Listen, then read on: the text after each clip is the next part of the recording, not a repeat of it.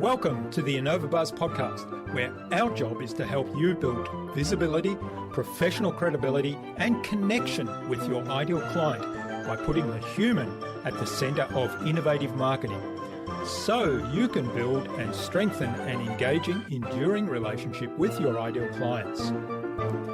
I'm Jürgen Strauss from InnovaB, and I'm honored that you're here with me. If you haven't joined our wonderful marketing transformation community yet, go to innovabiz.co and collect your free gift as well. Do subscribe to the show and also leave a review because it helps others find us. Let's get into today's masterclass on this InnovaBuzz podcast.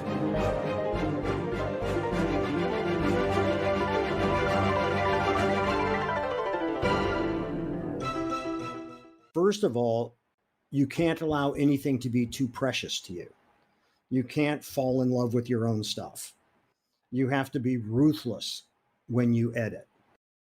You get rid of everything that's not essential, and the more you do that, the greater you refine that, the better the work that you do will be.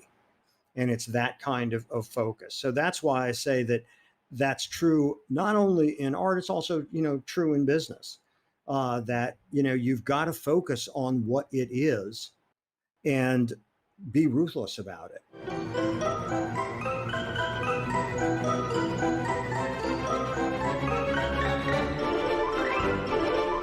Welcome back.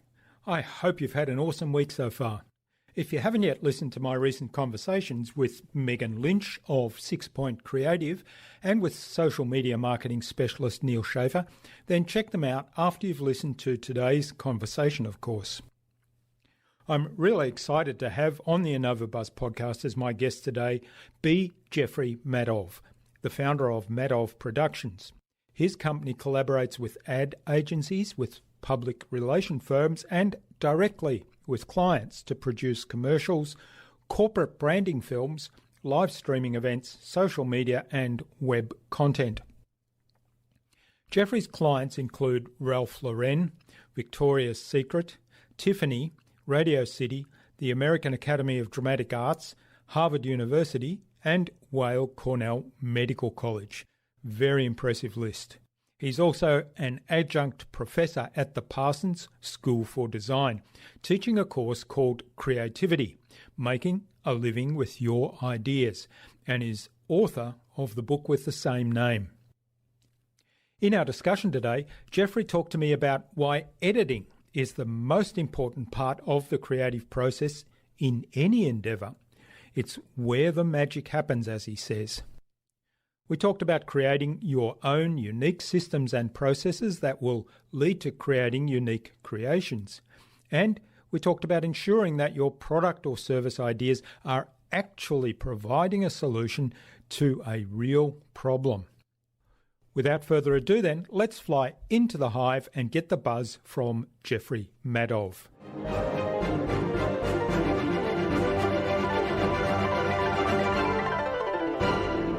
Hi, I'm your host, Jürgen Strauss from InnovaBiz, and I'm really excited to welcome to the InnovaBuzz podcast today from New York in the USA, Jeffrey Madoff, who's the founder and CEO of Madoff Productions. He's an adjunct professor at the Parsons School for Design and author of Creative Careers, Making a Living with Your Ideas. He's also an executive producer and playwright, and he's done so many other things in his life that it would take the whole podcast just to list them out. So we'll skip that part. Welcome to the InnovaBuzz podcast, Jeffrey. It's a real privilege to have you as my guest. Well, thank you. It's a pleasure to be here. Thanks. Steve Sims, who was our guest on episode 243, and you were just mentioning that you spoke to him today, he was the one that suggested we have a conversation with you. So a big hello to Steve. Hello to Steve. Great guy. Great guy. Now, as I kind of indicated in the intro, you've done so many different things in your life, and there's been so many pivots in your life. So one of the things I'm really interested in is to learn about some of those pivot points and how they came about. I think that might be quite topical given the situation we're in right now with the COVID-19 pandemic and various countries and locations being in forms of lockdown and that impacting businesses quite seriously. So tell us a little bit about some of the key pivots in your life and how they came about. Well, I guess a pivot is defined by you're going in one direction and you make a move into another direction, right? Hmm. And so probably the first big pivot was birth, and that opened up a whole new world to me from being inside of my mother to being in the outside world. And it seemed like an exciting and much bigger place. And, when I was in college, I'll jump ahead now to college in the interest of time so we don't spend the whole interview on my childhood. Uh, I finished college and I had graduated with a double major in psychology and philosophy. Uh, Tried to get a job as a sage, but the wisdom factories weren't hiring people. And I was working in a little clothing boutique. And, it was good, clearly a temporary situation in my life, but, it was a job that paid the rent. And I got a call from a friend of mine, a guy that I grew up with, and we're still closest of friends to this day. And he said, I've saved up some money. Can you think of a gig that would earn more than bank interest? And I said, well, I see what we sell in this store, and I could always draw. I'll start a clothing company. And he said, okay. And he sent me what was at the time more money than I had ever had, which was $1,500. And I started a clothing company. I had no idea what I was doing. I was ignorant, but not stupid. And the distinction is ignorant, you can learn, stupid's forever. And so I learned about the clothing business. And it was real trial by fire because I knew so little. And the business was doubling every 3 or 4 months. So I had to seek other financial backing, but I was growing a business. And within a year and a half, I had 110 employees. I had 2 factories, an office in New York, and I was living in Wisconsin still at that time, where I went to college. And it was a wild situation because I was learning as I was going, which is a great way to learn because the lessons really tend to embed when things are truly at stake, which they were. And I wanted to move to New York. And this is what preempted another, or actually presented another pivot. After spending time in New York every season, I would come to New York to show the clothes, to buy fabrics and so on. And I realized that after first intimidating me, New York actually attracted me. And I'm a stimulus junkie. I love New York City. I love the energy, everything about it. And so I negotiated a separation with my backer, who was a very good man. But the reason he backed me was because I provided employment for Wisconsin workers and they banked at his bank. And he had been clear with me from the beginning that that's why he was backing me. I mean, he found me the business a novelty, but also because it would help his banking.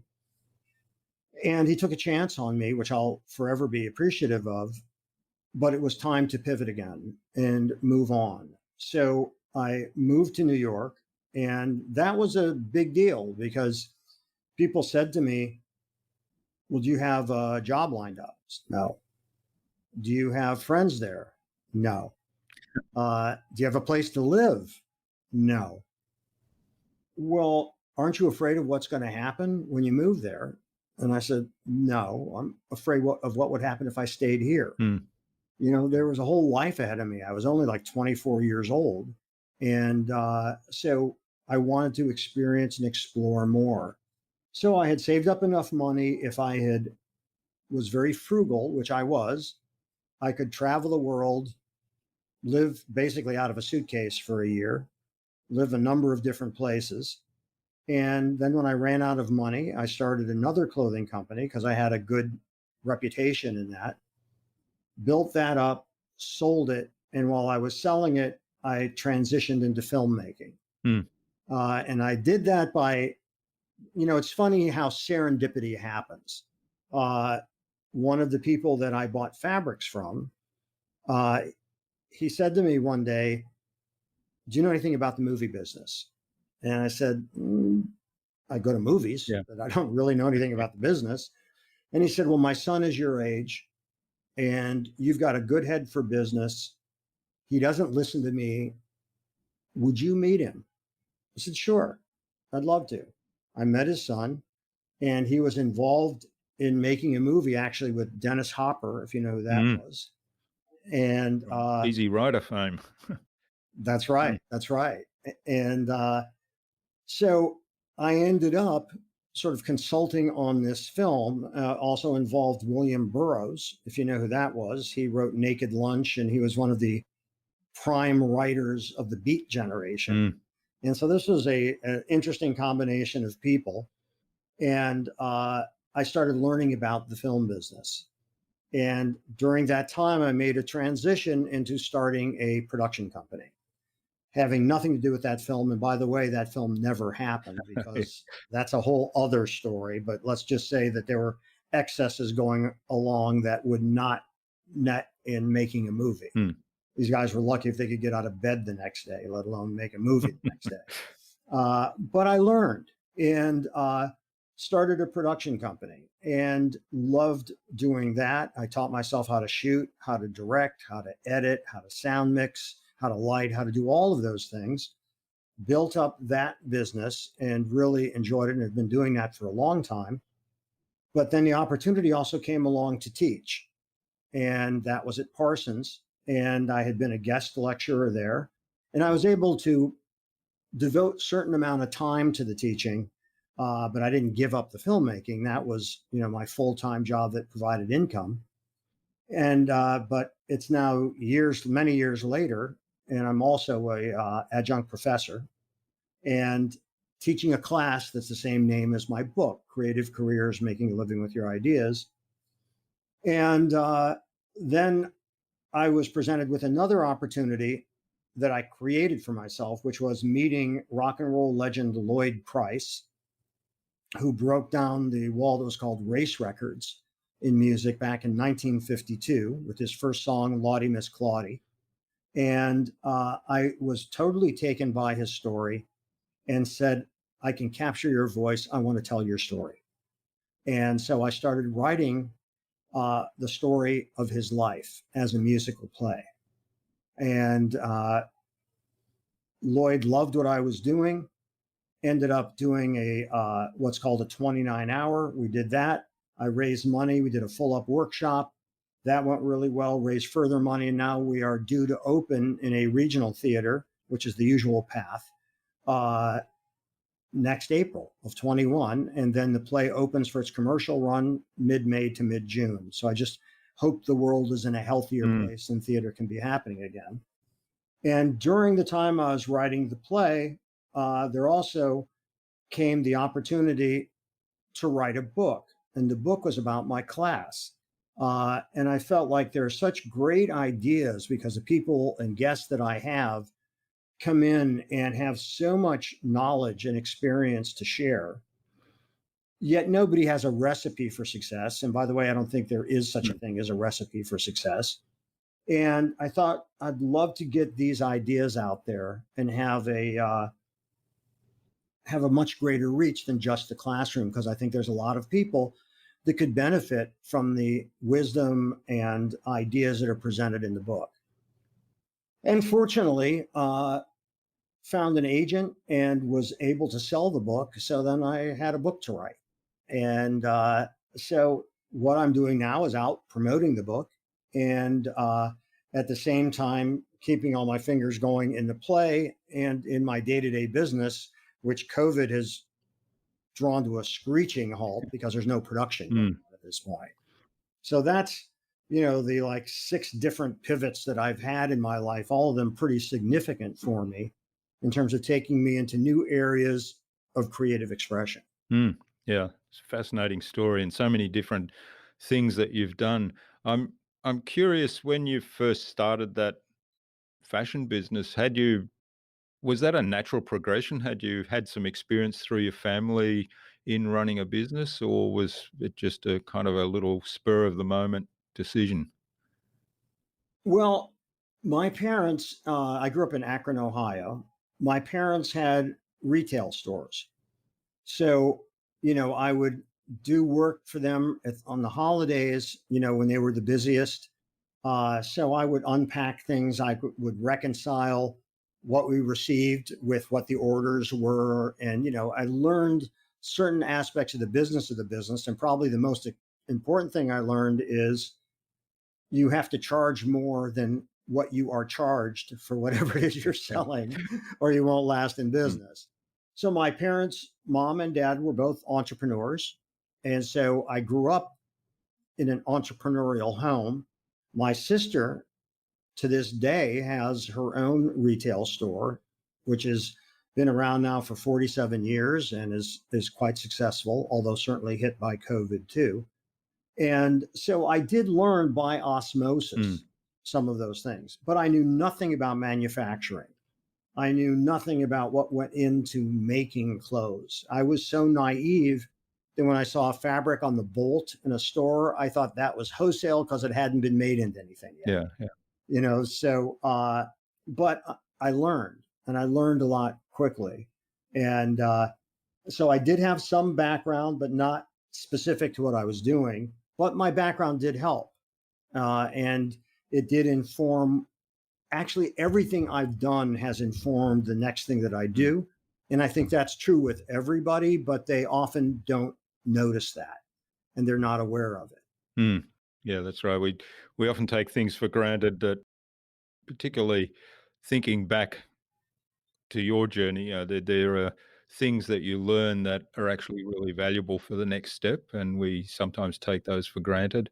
And talk to me a little bit about the creative careers, how that came about, because I'm really fascinated by the concept of bringing people in and unpacking their stories and their journey, and then allowing students to question them as well. Because it's a little bit like learning from models in a particular area, modeling masters of their craft. Yeah, it's interesting because I started off being a guest lecturer at Parsons, and I did that for about 4 years every semester. And the professor that brought me in told me there was an opportunity to teach. And he said, I think you should take it.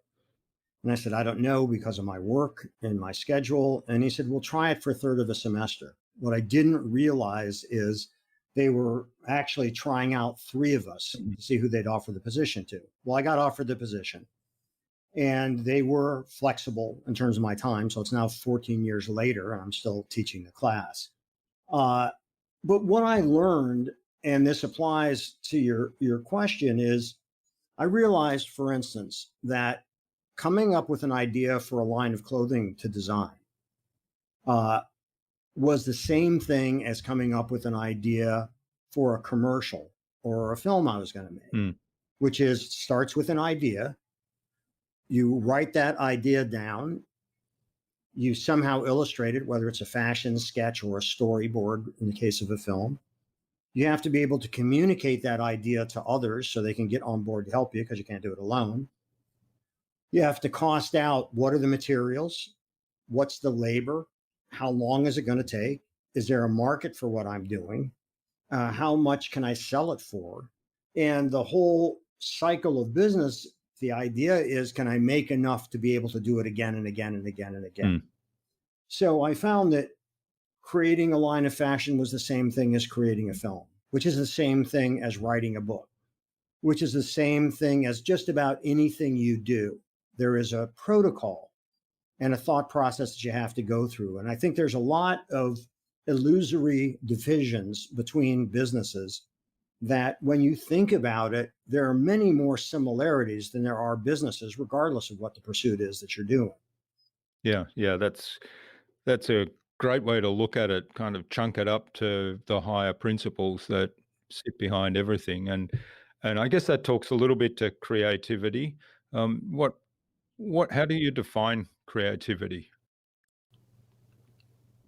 Good question. And I define creativity as the compelling need to affect change.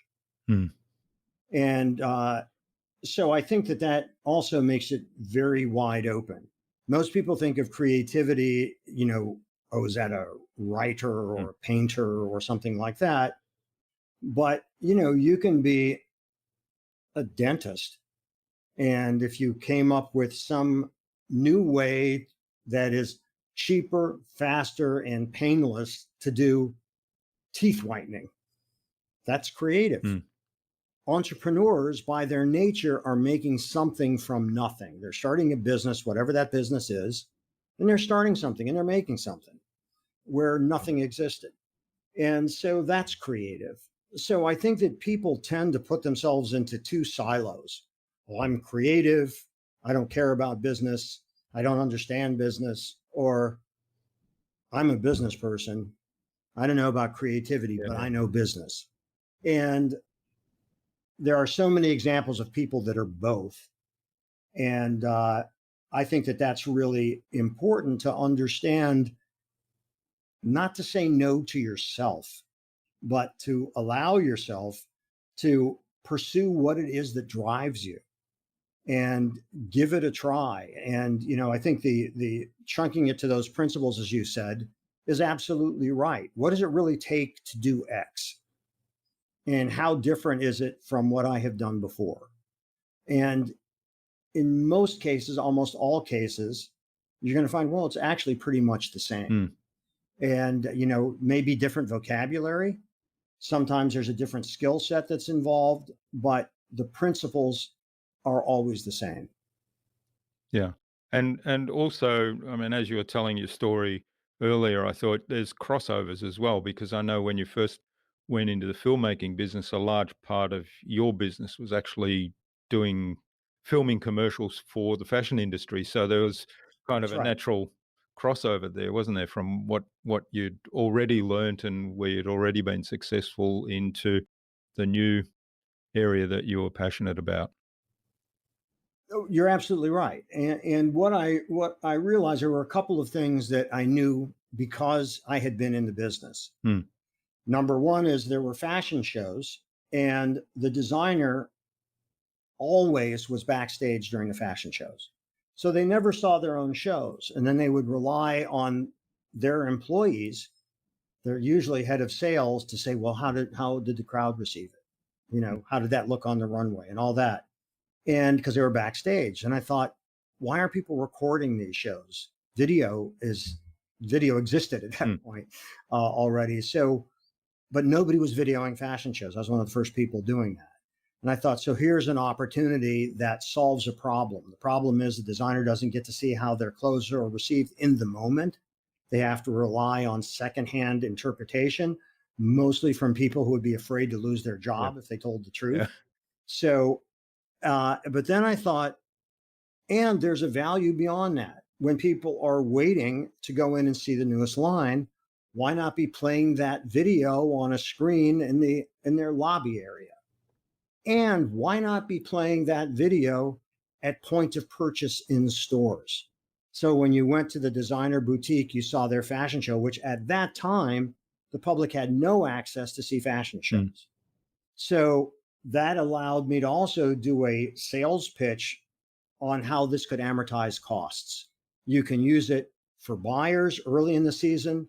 Once you've shipped the goods, you can ship it to stores and they can play it, and it will be like a magnet that will draw people over. Because remember, at that time, people weren't videoing their shows.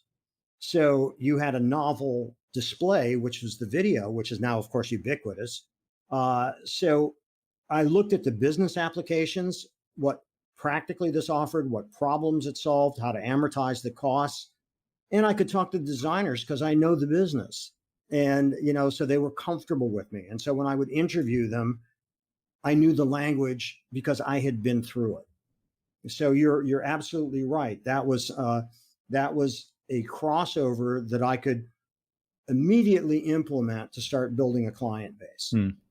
And again, sort of drilling or chunking that up to the principles, it was like you discovered a one problem, which was the designer not actually having the ability to firsthand see how his show was being received and how it went down, and then opportunities beyond that, which were the presenting it to buyers, presenting the fashion show to buyers that hadn't been at the show itself, presenting the show to the public in the stores later on when the lines were available to buy, and then the creative part was the bringing about the transformation for those customers.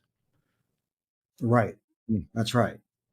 So, it's kind of how my grandmother approached cooking a chicken, you know. So for dinner, you'd have chicken dinner. And then for the next week, you would have chicken soup, chicken salad, Yeah.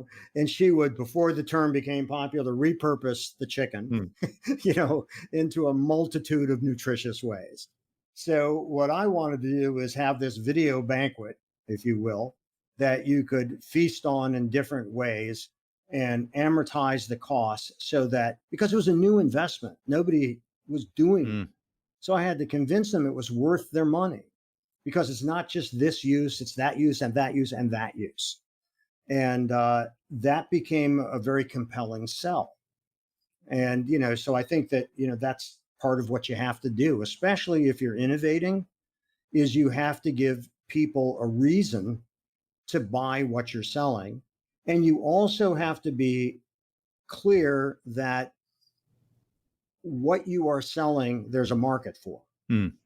So you can fall in love with your own idea, but if nobody else thinks it's a good idea, it's going to fail. Mm. So you have to have that proof of concept. And so my very first client, who was probably the most significant American designer at that time, Halston, he immediately got it. He immediately saw the value of it. And then shortly thereafter, I got Ralph Lauren as a client because he saw the value of it. And I kept Halston as a client till he stopped designing and unfortunately passed away. And I worked with Ralph Lauren for 36 years. Mm. So, but they saw the application. And that's really important. It's really important when you're trying to innovate is to, first of all, make sure that there are people beyond you that think it's a good idea. And more importantly, that they're willing to pay for it. Yeah. Because people can blow up a lot of smoke, right? Oh, that's a great idea. That's great. Oh, you want to buy it? It's not right for us, but a great idea. So what was your process from recognizing that as an opportunity, recognizing the idea, understanding the benefits that it might provide directly, and then the secondary benefits like the repurposed thoughts, going from there to having the conversations with those designers and then selling it? What was your process, and how much investment did you put into it at the time you were selling it versus afterwards when you knew that you could sell? Well, so in my particular case, there's a lot to unpack there. And I'll tell you what I mean by that. First of all, having been through what I went through, which was a good experience, but having a financial backer, that there were certain limitations, which are totally understandable. This is, by the way, all individual preference. I am not suggesting this is right for everybody. It was right for me. And what was right for me was that I didn't want to be beholden to anybody. So that meant that I had to bootstrap my business. So I bought things as I could afford things. I kept my overhead low initially because I wanted to buy equipment, I wanted to own. So for instance, if I was going in to do an edit room, a professional edit room was several $100s an hour. But editing's where the magic happens in all art. And we can revisit that statement a bit later because I think it's really important. But the thing about that is that because the cost of editing was quite expensive, I couldn't really afford to experiment. I had to go in there with a very clear map of where I was going with that project and get it done, because if I went over a few hours, bam, my profits were gone. So, so the first thing I wanted to buy was my own editing system so I could experiment and spend more time creating unique things. So, not wanting to have financial backing and to seek that because I didn't want any encumbrances on me, that also can prevent a certain exponential growth, which you need to get financing to do. But I think that you have to ask yourself a fundamental question, which is, what's success look like to you? I know lots of people that are really wealthy and miserable. And, so can you consider yourself wealthy? I mean, can you consider yourself successful if you're not happy with what you're doing or with what your life is? For my value system, the answer is no. Yeah. So I always, wanted to do things more independently so that I didn't have to get into dealing with shareholders or any of that. I know how to speak the language. I have created videos that have sold companies for hundreds of millions of dollars. But did I want to be that person? No.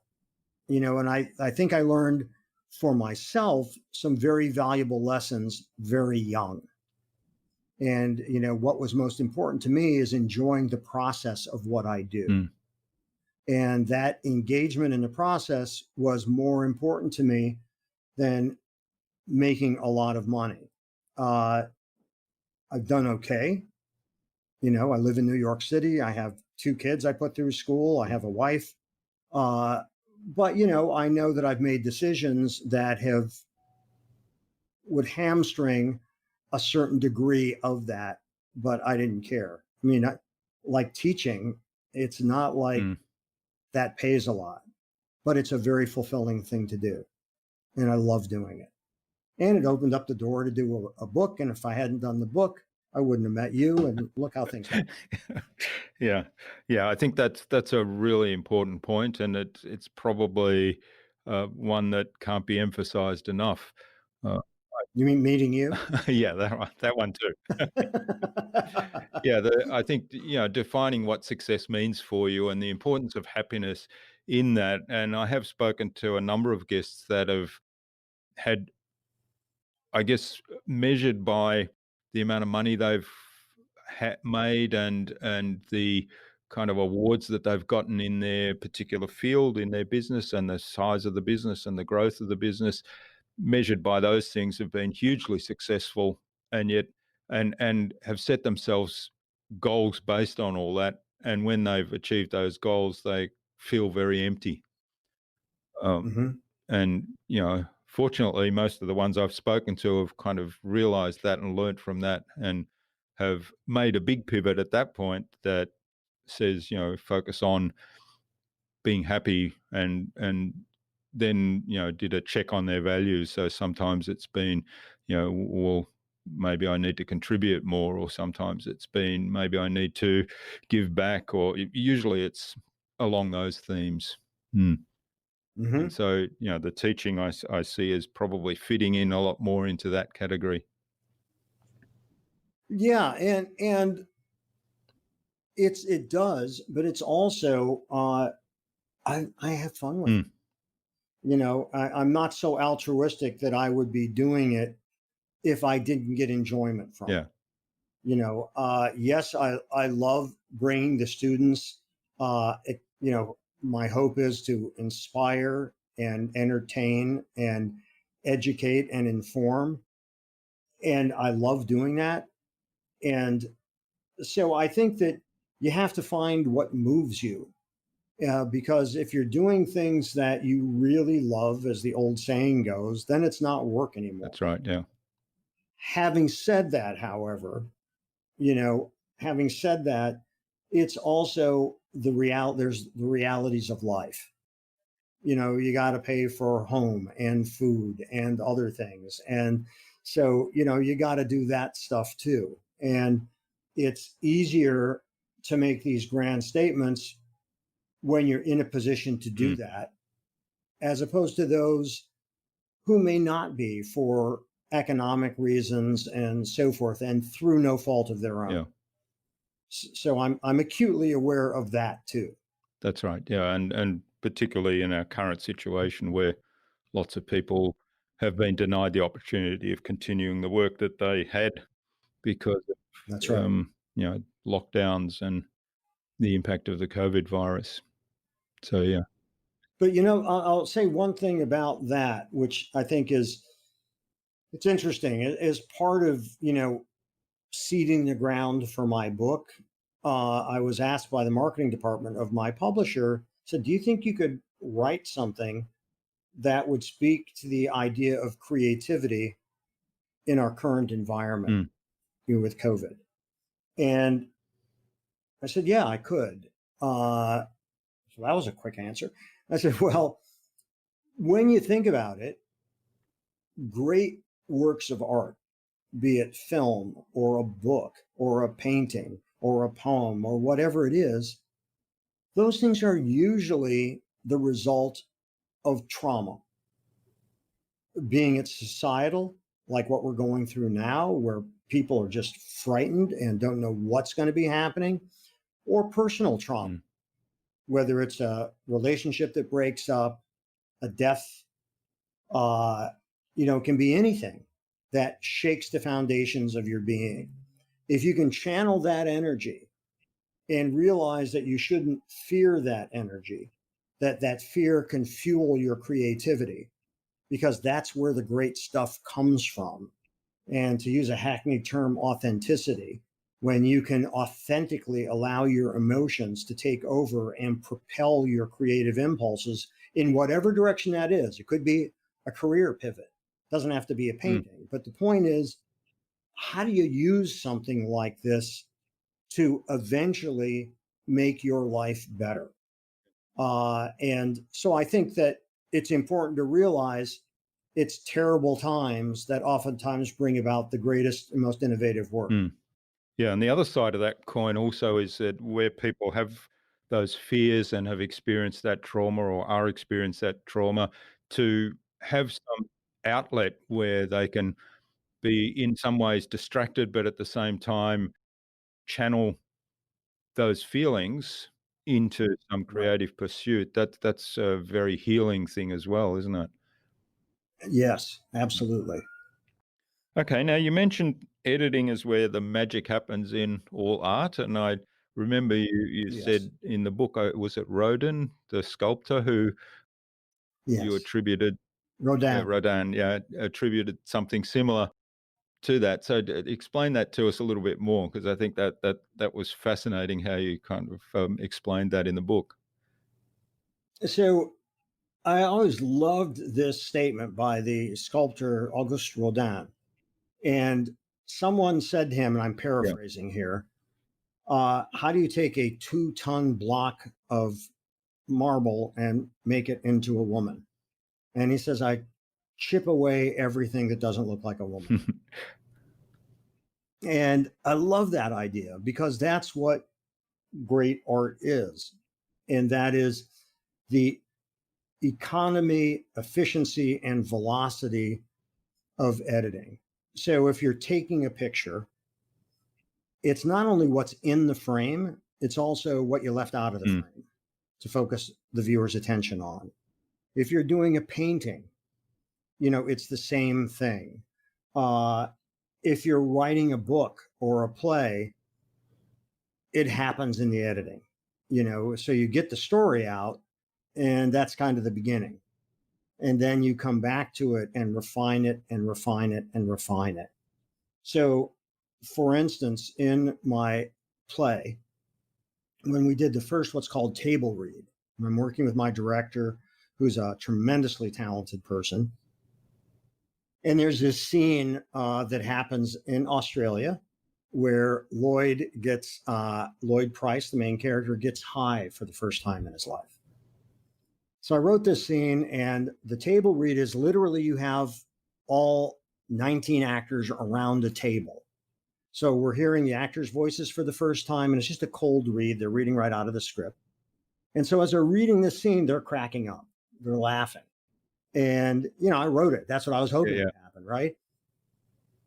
But something was not sitting right with me.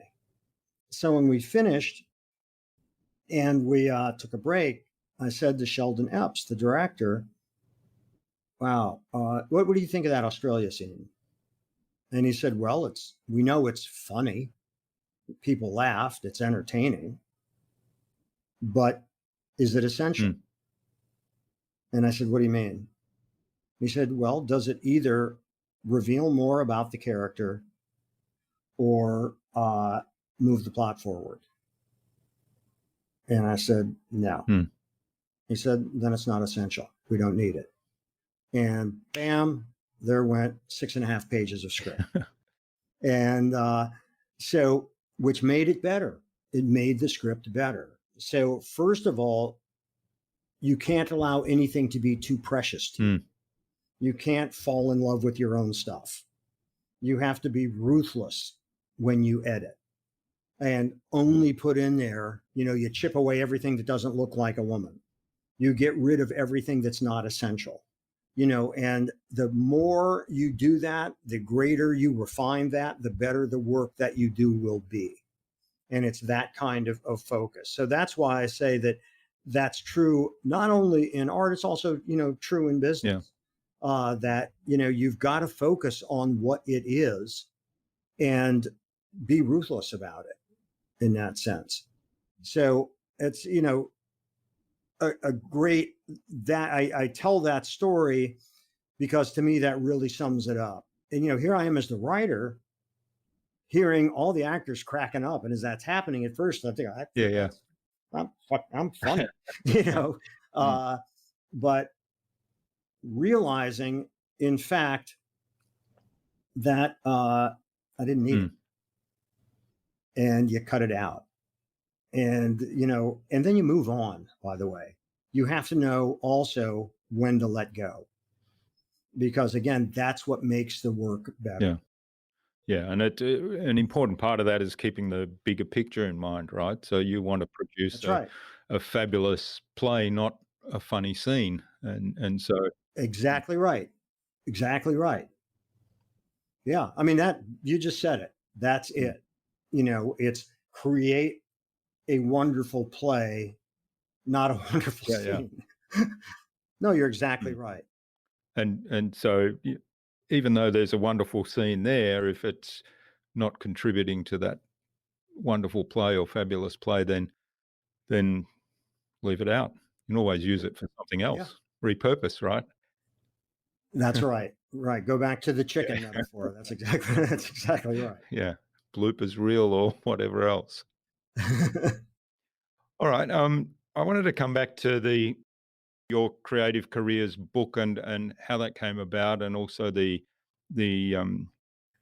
teaching that you do, which underpins that, because I love the whole idea. I mean, you mentioned that you have a lot of fun, and I'm guessing you probably learn a lot out of having those conversations with the people you have as guests. Because when I started reading the book Creative Careers and the background of it, how that came about, I thought it's a little bit like my podcast, because I have a lot of fun talking to wonderful people like you, and I learn a lot.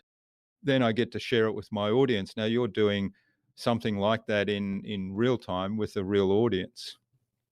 So tell us a little bit more about how you construct those conversations with people that in a way that draws out their knowledge and their processes and also enables the students to get the most from them and interact with them.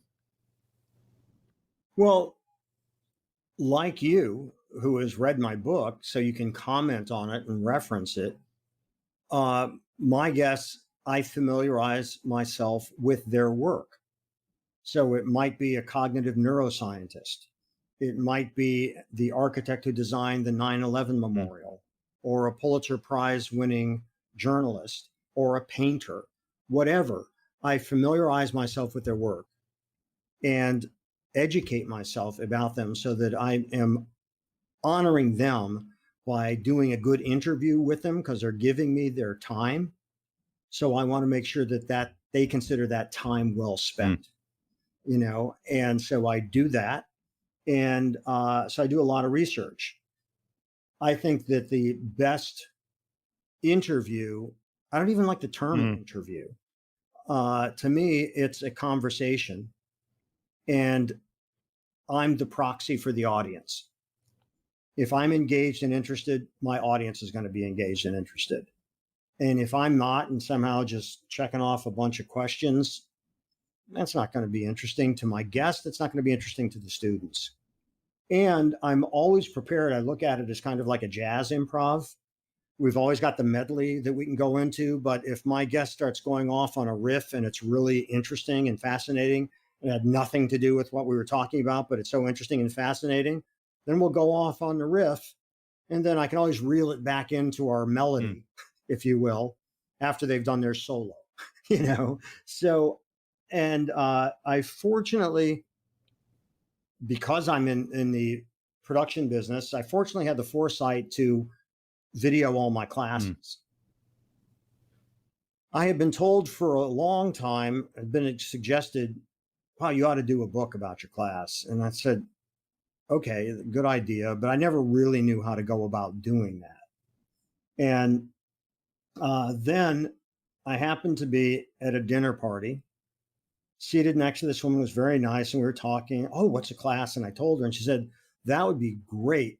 I'd like to introduce you to somebody here. My boss is here, and she's an agent for nonfiction. Would you like to meet her? Because your book sounds, your class sounds fascinating. It would make a great book. I said, sure, happy to meet her. So the first thing that person says to me isn't hello. After it's Jeff Madoff and he has this class, I think it'd make a great book. Her response was, well, how big's your social media following? And I said, it's not significant at all. Well, then I'm not interested. I said, well, do you care what the book is about? And she said, not really, no. If you don't have at least 100,000 active followers and a publisher thinks that maybe you can sell to 5% of them, 5,000 books justifies a printing. But if we can't do that, they're not interested. So no, I'm not interested. I said, nice meeting you. And went off for the rest of the evening. Literally 2 nights later, I'm at a friend's book launch, and it's at this bar and a restaurant, and I'm talking to this woman, wonderful person, and her name is Jody Lipper, and Jody said to me, oh, your class sounds really interesting. I'd love to come observe it. Could I? And I said, sure. And then she said, have you thought of doing a book? And I told her that story, and she said, well, let me come to your class, but I'd like to introduce you to my agent. She came to the class. She really liked it. She was kind and generous enough to introduce me to her agent. We had a 45-minute conversation in person, where it was what you would hope as an author would be the conversation, which is, what's the book about? Who would want to read it? Why would they want to read it? And all that kind of thing.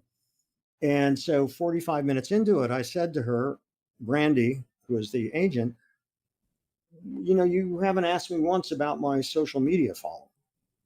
And she laughed and said, well, because I don't care. I want to know if this is going to be a good book. And then I told her about the other night, and she said, if you get a few of your people that you've interviewed to post something about your book, that's a big enough megaphone to market it. So I'm not concerned about yours. You've interviewed all these high profile people. If just a few of them will do something, that's going to benefit you. And so she was able to sell the book. And an interesting addendum to this is, first publisher that wanted to meet with us, which was one of the major business book publishers, their response was, well, why would business people care about creatives? The next was, if you talk about psychology and creativity, that's in the realm of self-help in terms of the book selling market. They said to me, well, why would a creative want to know anything about business? So the third publisher that we met with said, when we walked in, greeted me and said, love the idea of your book. Creativity goes hand in glove with each other, and most people don't recognize that. And before the meeting ended, they said, how soon do you think you could write this? And so my agent said, I think we've got a sale. And we did. So fortunately, they recognized it. So it's not just writing the proposal for a book. And writing a proposal, by the way, is totally different than writing the book. And Jody wrote the proposal. I hired her to do it because it's a marketing document. It has nothing to do with the actual book, little to do with the actual book. And then there's the selling of the book. Then you actually have to write the book. And then after you write the book, then you got to promote the book. So it's a whole process. And I think a lot of people don't understand that. So I'm learning as I go. But I just also wanted to highlight what you said earlier is so true. When you mentioned me learning along with the students, teaching is a fabulous way to learn. And, you're doing it without a classroom, but you're doing the same thing when you talk to people that you find interesting and you ask them questions that you find interesting. You're learning and you're sharing what you learn with your audience. And that's teaching. And so, yeah, I love that. Yeah.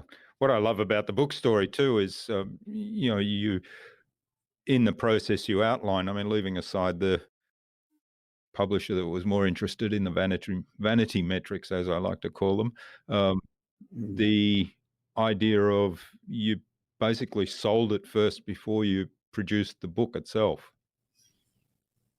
Yes. Yeah, that's a really interesting point because what would be the point of writing it if you couldn't sell it? And what you need to sell it isn't the book itself because they won't read it. You've got to give them that selling document, which is the proposal. That's right. Yeah. If you think of the publisher's side of it, if they had to read all the books that they published and sold, they'd never get anything done, would they? That's right. That's right. So that's a really important point. I actually had that conversation with a friend of mine a couple of weeks ago, and he said, God, it's so daunting just to write the book. And I said, you're writing a whole book? Well, yeah, isn't that what you have to do? And I said, no, you don't want to do that because it's going to change and they aren't going to read it. So, that's what a proposal is for. A proposal might be 35 pages. The book might be 300 pages. So, you have to be able to deliver on what the proposal promises, but there's no point in writing the whole book. Yeah. Now it comes back to what we were talking about earlier in terms of understanding that there is a need for your idea, that there's a market for your idea, that somebody's going to be will pay for that idea.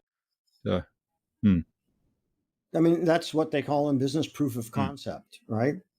That somebody will actually buy it. That gives you proof of concept. And if they don't, and by the way, that doesn't mean that you aren't going to get a lot of rejections along the way.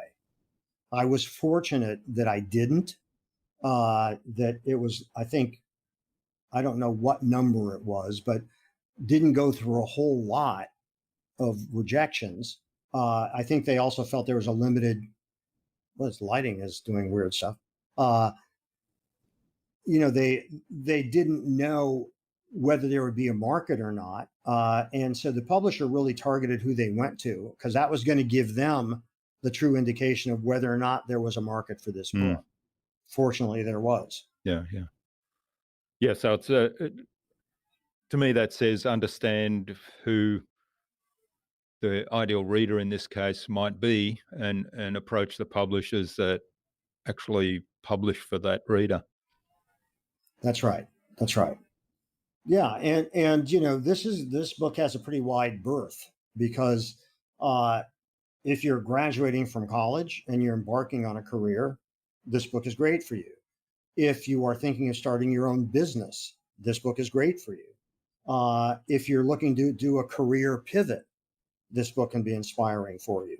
So there isn't a particular market, there are different applications for it. But I think that the lessons learned in this, my hope and the feedback I'm getting is that they're of a fairly wide use to a wide range of people.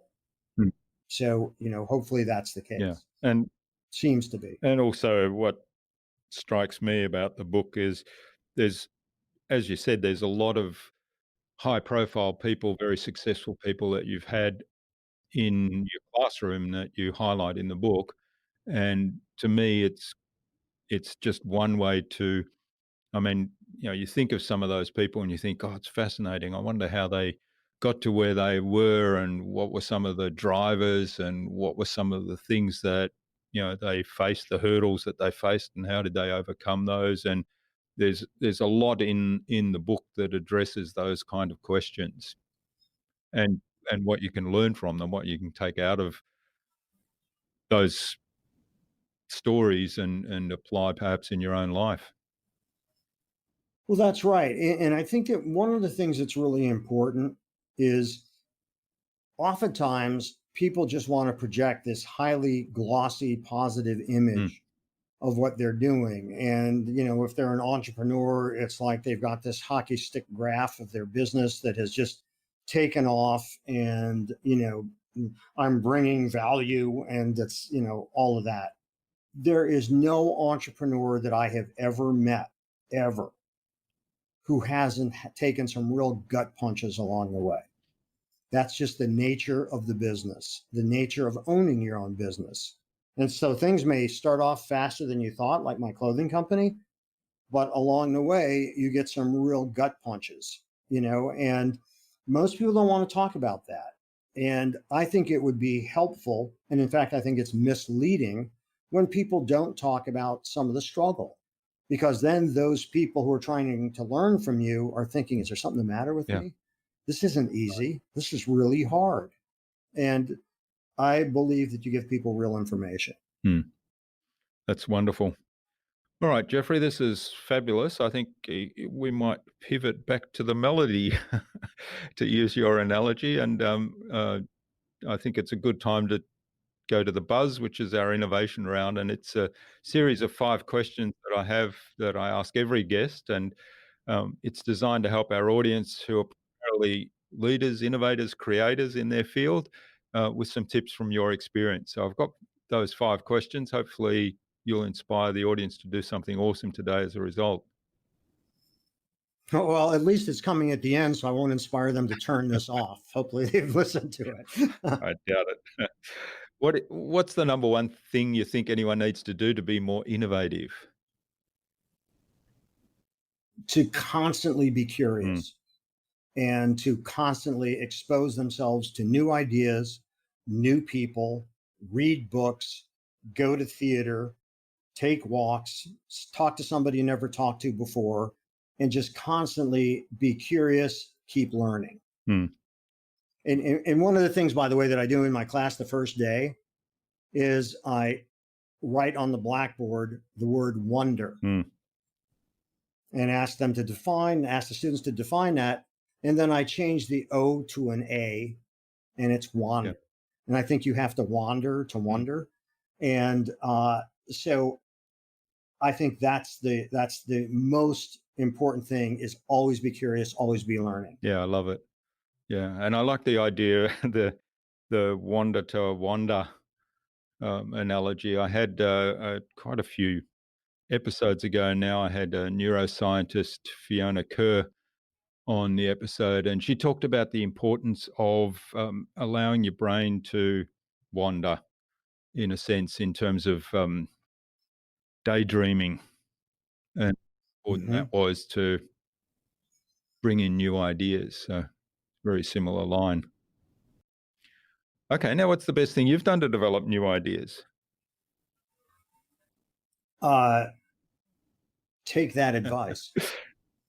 Really, it's about being aware of what's going on in the marketplace I'm trying to serve, and what are the innovations that are going on, and just again constantly exposing and taking that advice, which is stay on top of things and stay aware and stay curious. Yeah. And your pivot into filmmaking was probably a good example of that, where you observed the director or the producer or the designer, is the right word I'm looking for, the designer being backstage and not seeing his own show, and you saw that there was a disconnect there in terms of what information he was getting, and potentially with what the show was actually, the reception to the show was actually being. So you then explored ways to address that. Right. That's right. One of the questions is, aside from am I the only one in love with this idea, is this providing a solution to an actual problem? Am I saving people time? Am I saving them money? Am I somehow enhancing or adding value to their lives? Yeah, yeah, that's really good. I like that. Is it a real problem, and am I adding value to it, or creating I like to call it a bridge from before the problem to after the problem. Right. Okay. Now, do you have a favorite resource that you use most often? Yes, I do. My brain. And I think we should all use our Yeah. brains and keep them well nourished by physically taking care of yourself, emotionally taking care of yourself, and constantly filling it with new fuel. And that fuel are the ideas that we're talking about. The other thing that I can mention something also tied into that, which is productivity. Everybody's looking for productivity hacks, and I don't want to jump off course with your question. So I'm sorry, ask me the question and then I'll answer that. Well, the next question is, what's the best way to keep a project on track? So maybe it fits in there. Well, I think it's to always have a pencil and paper and calendar with you. That can all be the same journal, so that there is cognitive neuroscience behind actually writing things down. You're going to remember them more than typing them into your phone or on a computer. And it's the muscle brain relationship. So you are going to remember things much better if you write them down. If you have a calendar and you are diligent about keeping your scheduling going, you'll know when not to overbook yourself and all of that. So I think that the tools are really simple, but like all tools, it's how do you use them?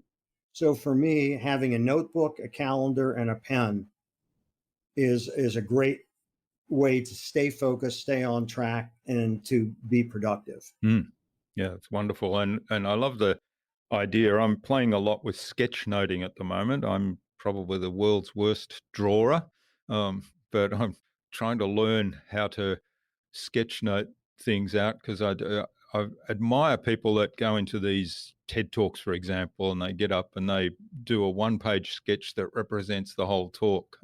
And I figure that that's another way to build that connection, the memory, brain, muscle connection. Yes, absolutely. All right. Now, what's the number one thing you think anyone can do to differentiate themselves? Be themselves. Be who you are, because nobody else is you. So get in touch with who you are and get in touch with whatever unique offerings that you have, and be true to that, because nobody's going to be you better than you can. Yeah, I think that was Dr. Seuss, wasn't it? Nobody's youer than you. Could have been, I don't know, but it certainly could have been. All right. So the self-awareness is a really critical part of that then, isn't it?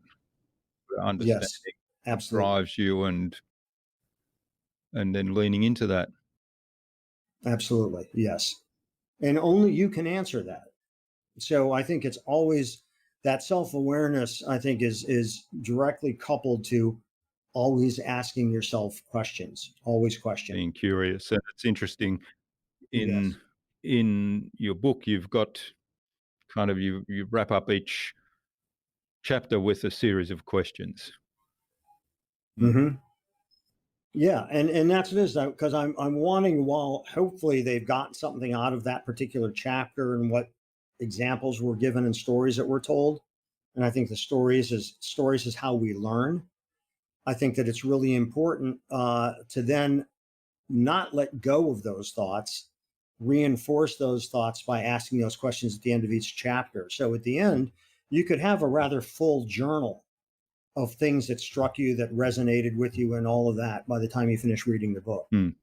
Yep, I've already got several pages after having gone That's into great. the first few chapters in great detail now.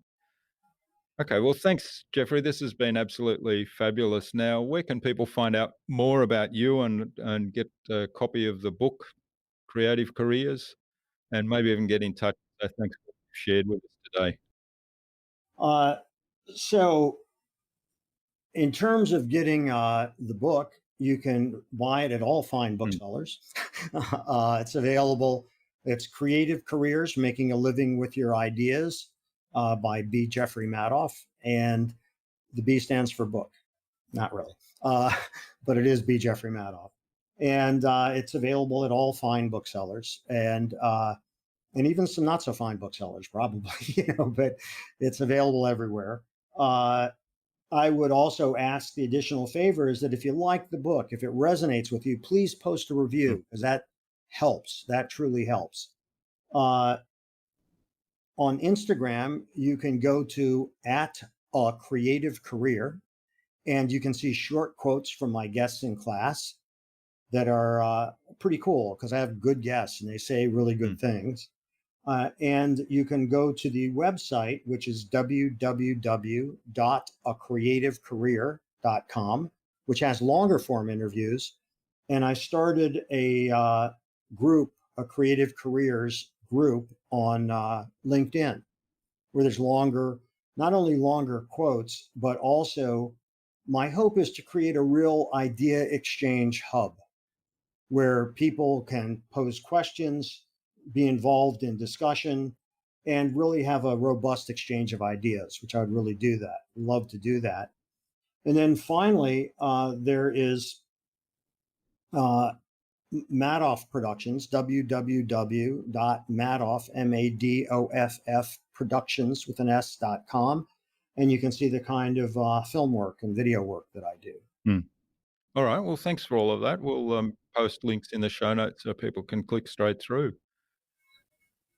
Great. Do Thank you have some parting advice you'd like to leave our listener with today? I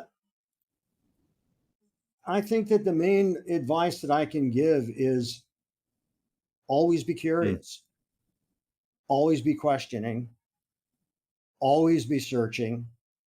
And, it's no fun to be around people who aren't curious, because that means that they think they know everything. And so I love learning. And so I think be a lifelong learner, and it's going to make you a more interesting person. Yeah, that certainly resonates with me, and I would definitely support that. So thanks for that. Now, finally then, Jeffrey, who would you like me to chat with on a future InnovaBuzz podcast, and why? Do they have to be living? I don't know. I've heard such great things about you, Jurgen. You could probably, I can certainly suggest some wonderful people to you that I think would add a lot to your viewers. Now, not knowing who all you have, but I mean, how many episodes have you done? I think this is 320. Wow. Because there's a lot of really good people out there, and, sharing ideas in the way that you're doing it, which I think is great. I can recommend some people to you right off the top of my head. Do you know who Michael Roderick is? Yes, we do. We've got Michael scheduled in. Oh, yeah. I think I put you two together via email, as a matter of fact. Yeah, will be. Yeah. Yeah, he's a great guy, a terrific connector, and is really good at helping people build effective networks and what to do. John Levy is a cognitive neuroscientist who has not only an amazing network of people, really interesting insights into how people behave, and he is terrific. Are you familiar with Dory Clark? Yes. Dory was actually, it's time we had Dory back, because she was one of my very early guests. Yeah, Dory's great. You know, we're good friends. She's a very supportive, very generous person, great speaker, and has a lot that is interesting, really interesting to say. And so how's that? Yeah, that's a great start. Yeah. So we've got Michael already scheduled, so we'll give you a shout out and give him a shout out today. Give you a shout out on his episode. We'll get in touch with John and we'll invite Dory back as well. And do you know Joe Polish? No, I know of him, but I don't know him personally. He'd be great, and I'd be happy to make that introduction too. Great. Well, that's wonderful. That's 4 for the price of 1. Thanks, Jeffrey. And thanks so much for sharing your time and your insights with us so generously today. I've really enjoyed this. I've learned a lot. I've had a lot of fun, and I love the book Creative Careers and how it came about. I love how you kind of took your teaching gig, turned it into those meaningful conversations with people that have experienced a lot in their life, and then turned that into a book. So thanks for doing all of that. I really encourage people to check out the book, get a copy, read it. It's actually fabulous. There's lots to learn from it. So thanks for all of that, Jeffrey, and I wish you all the best for the future, and let's stay in touch. Thank you. I would love to. And thank you so much. I really enjoyed the conversation. You're a terrific interviewer. It was a lot of fun. Thanks a lot. Well, thanks, Jeffrey.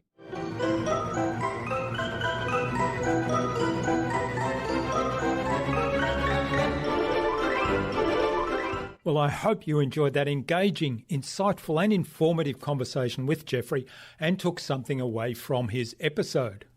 I love his entire philosophy around the creative process and how it can be applied to all of business. I really like his approach to build his creativity course from meaningful conversations with successful people too. I'd love to know what you took away from Jeffrey's episode. Leave a comment below the blog post, which you can find at innovabiz.co/Jeffrey Madoff. That is JEFFREY MADOFF, all lowercase, all one word, innovabiz.co/Jeffrey Madoff.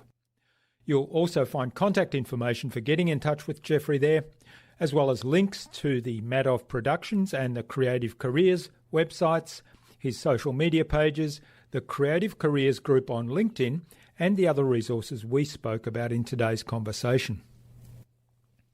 Jeffrey suggested that we have a conversation with Michael Roderick of Small Pond Enterprises, author and marketing consultant Dory Clark, who's been on before, behavioural scientist and author John Levy, and Joe Polish, one of the most sought-after marketers today, on future InnovaBuzz podcast episodes. So 4 for the price of 1. Excellent. We have already scheduled Michael. And Dory, John and Joe, keep an eye on your inboxes for an invitation that's coming from us to the InnovaBuzz podcast, courtesy of Jeffrey Madoff. Tune in again to the next episodes of the InnovaBuzz podcast, where we've got more fantastic guests lined up, including mindset coach Linda M. Perry and founder of the Australian organic food company, Adrian Sester. Thanks for listening to this episode. Make sure you subscribe to the show to be reminded of new episodes. It's free to subscribe. Leave a review if you like. Even if you don't like me, I'm okay with that. I'm asking you to leave a review because it helps other people find this show. Go to innovabiz.co to join our marketing transformation community and access a free gift my team and I made for you. It's the Marketing Master Mini Class. We want to give you everything you need to transform your marketing into a human-centered, relationship-focused growth engine. Until next time, I'm Jürgen Strauss from InnovaBiz. Remember, be awesome and keep innovating.